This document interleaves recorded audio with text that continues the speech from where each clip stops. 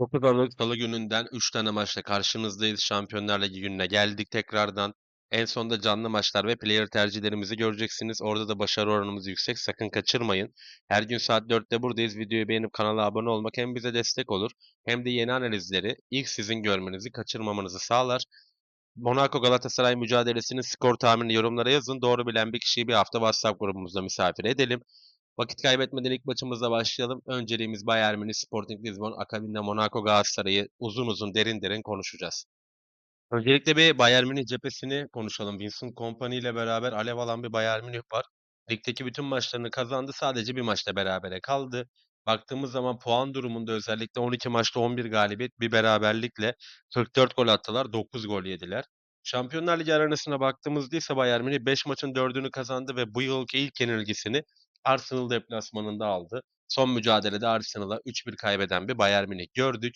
Ve bence tutuk bir oyun vardı Arsenal mücadelesinde. Yani oyunu keyif vermeyen bir Bayern Münih vardı. Tamamen kapanmaya çalışan bir Bayern Münih gördük ki Bayern Münih'i hiçbir zaman böyle görmemiştik açıkçası. O yüzden baktığımızda Arsenal karşısında adeta ezilen bir Bayern Münih var diyebiliriz. Lisbon cephesine baktığımızda ise Sporting Lisbon'da Şampiyonlar Ligi'nde oldukça iyi bir performans sergiliyor. Kendi liginde şu anda Porto'nun 3 puan arkasında ikinci sırada olsa da Şampiyonlar Ligi arenasına baktığımızda şu anda ilk 8'de 5 maçın 3'ünü kazandı. Bir beraberliği, bir mağlubiyeti var. 11 gol attılar. Kalelerinde ise 5 gol gören bir Lisbon var. Şampiyonlar Ligi performansı bence Şampiyonlar Ligi'ne katılan takımlar ilk açıklandığında veya da belli olduğunda Lizbon'dan beklenmeyecek bir performanstı. Sadece baktığımızda Napoli deplasmanında mağlup oldular. İçeride Kağıt ve Marsilya'yı geçerken Juventus deplasmanından bir puan kopartmayı başardılar. Son maçta ise Kulüp Brugge ağlarına 3 gol atarak kazandı kendi sahasında. Şimdi Bayern Münih karşısında da her ne kadar kapanmaya çalışan bir Lisbon görsek de ben hücumda da yer yer Lisbon'un pozisyona girebileceğini düşünüyorum. Bayern Münih de sonuçta 5 maçın yani 5 maçta 6 gol yedi Şampiyonlar Ligi'nde. Baktığımız zaman Bayern Münih'e Chelsea'den bir gol yedi kazandığı maçta. Pafos'tan gol yedi. Kulüp Brugge'ü 4-0'la geçti. Paris'ten gol yedi. Arsenal zaten mağlup oldu. Aslında 5 maçın 4'ünde gol yiyen bir Bayern Münih var. Bu sene gol yiyorlar. Benim bu maç özelindeki ana tercihim 2.5 üstü yönünde olacak. Bayern Münih tarafına maçın 3-0'ı 4-0'ı var mı? Karşımızdaki Bayern Münih olduğu için her zaman var. Ama Lizbon'da destekleyebilir diye düşünüyorum. Bu arada Şampiyonlar Ligi günündeyiz. Gün içinin canlı fırsatlarını ve en önemlisi en çok hata yapılan yer kasa yönetimini WhatsApp grubumuzda yapıyoruz. Sol alt köşedeki 543 417 75 30 numarasına yazarsanız hem tanışmış oluruz hem de bilgi ve destek alabilirsiniz diyelim. Hadi gelin şimdi ülkemiz için çok kritik olan Monaco Galatasaray mücadelesini konuşalım. Evet, şimdi biraz eğri oturup doğru konuşma vakti. Analizi zaten detaylı yapacağız. Sen içeride eğer ki Union Saint-Gilloise gibi bir takıma pozisyon üretemezsen ki ben aslında beklentim de oydu benim. Akinpelo'nun da gol atacağını söylemiştim o mücadelede. Saint-Gilloise geçişi çok iyi oynayan bir takım. Bunu zaten hepimiz biliyoruz. Ve baktığımız zaman da Galatasaray'a tamamen onu oynadılar. İlk yarıda da pozisyonları var. İkinci yarıda zaten attılar. Bir tane de 6 pasa çevirmediği adamın yani maç 2-0'a bile uzanabilirdi. Galatasaray hiçbir şey üretemedi son Şampiyonlar Ligi mücadelesinde. Dengesiz bir performans var ve milli aradan sonrasında da düşen bir Galatasaray oyunu var. Baktığımızda şu anda Şampiyonlar Ligi'nde 14. sıraya geriledi. 5 maçta 3 galibiyet, 2 beraberlik alırken 8 gol attı. 7 gol 7 gol gördü. Kalesinde 9 puanı var. Monaco ise onlar da Galatasaray'ın bir tık daha beteri diyebiliriz Şampiyonlar Ligi'nde. 5 maçta bir galibiyeti, 3 beraberliği, bir mağlubiyeti var. 6 gol attılar, 8 gol yediler. Monaco'nun Şampiyonlar Ligi performansının detayına indiğimizde ise Kulüp Brugge'e 4-1 mağlup olarak sansasyonel bir mağlubiyetle başlamıştı Şampiyonlar Ligi'ne. Daha sonrasında City'ye kendi sahasında 2-2 berabere kaldı ve Tottenham'a da 0-0 berabere kaldı Tottenham'la. Baktığımız zaman iki tane İngiltere takımından birer puan kopartan Monaco var. Son maçtan bir maç öncesinde Bodo Glimt'i deplasmanda 1-0 yenerken son maçında bence Kairat Almaty ile beraber buranın en zayıf takımı olan Pafos'la 2-2 berabere kaldı. Yani burada biraz daha havlu atmaya yakın bir Monaco var ki Galatasaray Monaco'yu eğer ki deplasmanda yenerse Monaco 6 puanda kalacak ve aslında ilk 24'ünde altına düşecek bir takım haline gelebilir. Bu mücadelede ben ne bekliyorum? Öncelikle ilk olarak Osimhen'i bekliyorum. Çünkü Osimhen'siz bir Galatasaray'ı gördük. Artık Icardi havlu atmış durumda. Tamamen, bir halı saha maçı edasıyla geziyor sahada. Bu derbide de böyleydi. Saint-Gilloise mücadelesinde de böyleydi. Bir direnç gösteren Icardi görmüyoruz maalesef. O yüzden burada öncelikle Osimhen'i bekliyoruz ülke puanımız için. Daha sonrasında Monaco ne oynar Galatasaray'a karşı?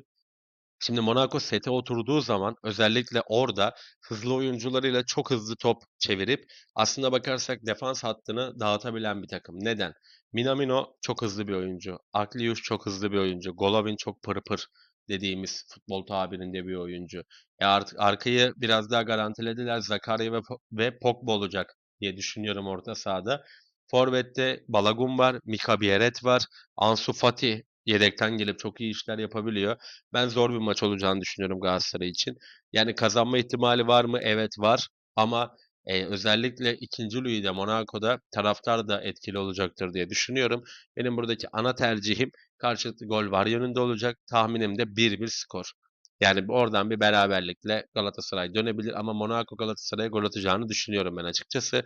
Hadi gelin şimdi üçüncü mücadelemize geçelim ve Barcelona Eintracht Frankfurt mücadelesindeki detaylarımızı konuşalım. Barcelona Nou Camp'a kavuştu. Şu anda Barcelona Şampiyonlar Ligi'nde 18. sırada. 5 maçta 2 galibiyet, bir beraberlik, 2 mağlubiyet alırken 12 gol attılar, 10 gol yediler. Eintracht Frankfurt cephesine baktığımızda ise tek galibiyetini Galatasaray'a karşı almıştı. 5 maçta bir galibiyet, bir beraberlik, 3 mağlubiyeti var, 7 gol attılar. Kalesinde 14 gol gören bir Frankfurt var. Barcelona cephesine baktığımızda Şampiyonlar Ligi maçlarının derinine bir inelim Barcelona'da. Yani Hansi Flick'in öğrencileri La Liga'da bir form yakaladı. Real Madrid yenilgisinden sonrasında çıktığı 5 maçı da kazanan bir Barcelona var. Şampiyonlar Ligi'nde ise hiç olmadığı kadar dalgalı bir Barcelona performansı izliyoruz. Newcastle'ı 2-1 ile geçtikten sonrasında içeride Paris Saint-Germain'e 2-1 mağlup oldular. Daha sonrasında Olympiakos'u 6-1 gibi net bir skorla geçtikten sonra Kulüp Brugge deplasmanında Belçika'dan 3-3'lük skorla bir puanla döndüler. Son mücadelede ise Stamford Bridge'de Chelsea'ye adeta yedikleri kırmızı kartın da etkisiyle ezildiler ve 3-0 gibi bir skorla sahadan boynu bükük ayrılan bir Barcelona var. Barcelona için artık reaksiyon maçı olacağını düşünüyorum ben bu mücadelenin. Baktığımız zaman Frankfurt oyunu tutamayan, hücumda iyi olsa da defans hattı oldukça alarm veren bir takım. Barcelona bunu çok net değerlendirir diye düşünüyorum.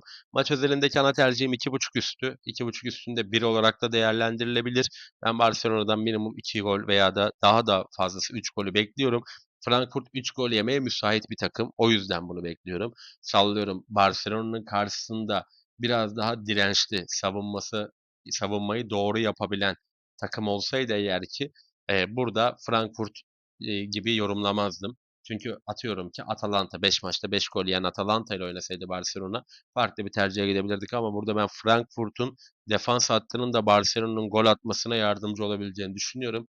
Bu maç üzerinde ana tercihim benim 2.5 üstü yönünde.